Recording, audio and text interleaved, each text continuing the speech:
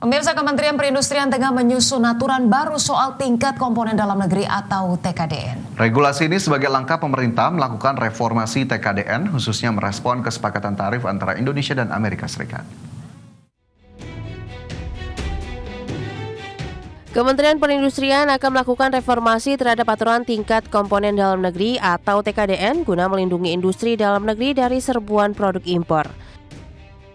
Kepala Biro Hubungan Masyarakat Kemenperin, Alexandra Ari Cahyani, menyebut aturan baru akan diluncurkan langsung oleh Menteri Perindustrian Agus Gumiwang Kartasasmita dalam waktu dekat. Alexandra juga memastikan hasil reformasi TKDN tidak hanya berlaku untuk Amerika Serikat, meski sebelumnya dalam kesepakatan, Amerika Serikat meminta Indonesia menghapus hambatan non-tarif ekspor, menyusul kesepakatan dagang yang memangkas tarif impor menjadi 19%. Aturan baru nanti dibuat juga untuk meningkat ini nanti itu akan menurut dengan masa berlakunya kan bisa juga berlaku surut atau berlaku 1 Agustus itu nanti itu kan tarifnya tapi kan TKDN tapi kan untuk mencapai tarif itu kan ada negosiasi salah satunya dalam kerangka itu kan. Nah itu mungkin nanti kan itu kebijakan secara menyeluruh ya, jadi kalau di kami kan TKDN di kami, tapi untuk yang tarif atau apa kan mungkin dari kementerian lain juga, jadi mungkin itu kami harus jadi bagian dari salah satu itu sih. Kenaikan pembebasan TKDN di sejumlah sektor dengan Amerika, Alexandra menyebut hal tersebut masih dalam tahap pembahasan. Meski demikian, Alexandra memastikan peran TKDN dalam menjaga daya saing produk lokal dari serbuan barang impor. Dengan adanya TKDN, minimal bahan baku dalam negeri akan terserap dan diubah menjadi barang jadi. Dari Jakarta, Devi Firmansyah, IDX Channel. Menteri Koordinator Bidang Perekonomian Erlangga Hartarto memastikan bahwa tidak semua produk Amerika Serikat yang diekspor ke Indonesia akan bebas dari ketentuan tingkat komponen dalam negeri atau TKDN. Ya, Erlangga mengatakan fasilitas pembebasan TKDN hanya berlaku untuk produk dari sektor telekomunikasi, data center, dan produsen alat kesehatan. Meski demikian, produk-produk dari sektor-sektor tersebut tetap harus memenuhi peraturan impor yang ditetapkan oleh Kementerian Teknis. Telecommunication, information dan communication, data center, alat kesehatan, dan tetap memenuhi peraturan import yang dilakukan oleh Kementerian Teknis. Dan juga terkait dengan pengakuan terhadap sertifikasi daripada otoritas pengobatan atau kesehatan atau FDA. Nah ini pernah kita lakukan terkait mekanisme ini pada saat COVID.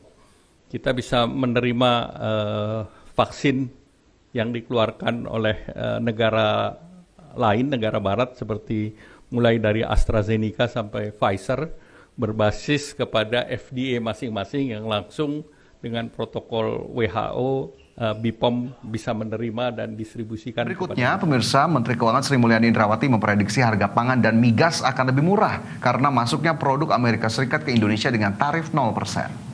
Ya, pemirsa, kesepakatan tarif resiprokal 19% yang diberikan Amerika Serikat kepada Indonesia dinilai akan memberikan dampak positif bagi perekonomian dalam negeri.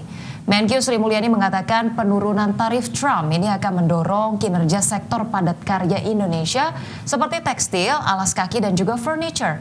Di sisi lain, Sri Mulyani menekankan produk Amerika yang masuk Indonesia dengan tarif 0% akan mendorong harga produk migas dan pangan Indonesia menjadi lebih murah. Keberhasilan dari negosiasi penurunan tarif resiprokal Amerika Serikat untuk Indonesia menjadi 19% diperkirakan dapat mendorong kinerja sektor padat karya seperti tekstil, alas kaki, dan furniture. Di sisi lain, import dengan tarif 0% atas produk Amerika Serikat diperkirakan mendorong harga produk migas dan pangan Indonesia menjadi lebih rendah.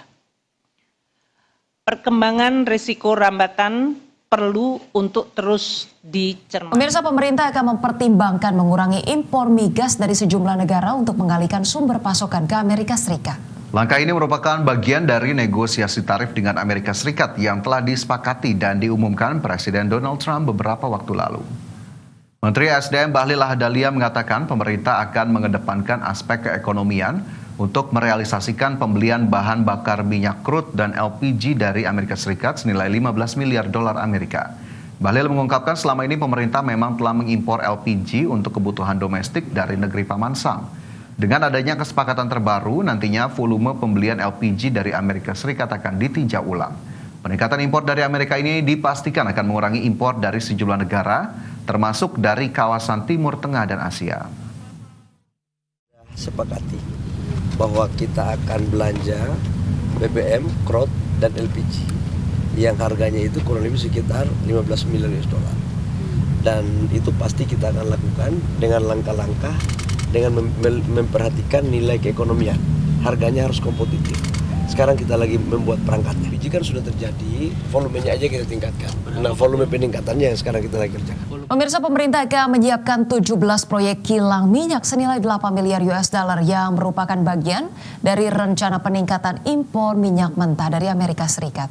Di mana pembangunan kilang modular tersebut akan dirancang untuk memiliki spesifikasi yang menyesuaikan dengan karakteristik minyak mentah Amerika Serikat. Pemerintah berencana akan menyiapkan 17 proyek kilang minyak senilai 8 miliar US dollar yang akan dibangun dengan perusahaan asal Amerika Serikat. Pembangunan 17 kilang modular ini merupakan bagian dari rencana peningkatan impor minyak mentah dari Amerika Serikat ke Indonesia. Menurut CEO BPI Danantara yang juga Menteri Investasi dan Hilirisasi Rosan Roslani, minyak mentah yang diimpor dari Amerika Serikat memiliki karakteristik yang berbeda dengan minyak mentah yang biasa diolah di tanah air. Oleh karena itu, kilang modular tersebut akan dirancang untuk memiliki spesifikasi yang menyesuaikan karakteristik minyak mentah Amerika. Salah satu di dalam kesepakatan itu kan kita akan melakukan import dari crude oil ya ke Indonesia. Yang tentunya kan itu perlu ada refinery. Nah, refinery itu tentu harus sesuai dengan karakteristik dari setiap crude oil yang diimpor ini, dan tentunya kalau ini dari Amerika ya investasinya juga kita sesuaikan, refinery-nya juga dari karakteristik crude oil dari negara tersebut. Rosan memastikan proses penjajakan saat ini masih berjalan, termasuk kajian lokasi kilang dan model bisnisnya. Meski baru berada di tahap awal, seluruh proses pengambilan keputusan akan mengacu pada regulasi Indonesia dan dilakukan secara hati-hati. Dari Jakarta, tim liputan, iDex Channel.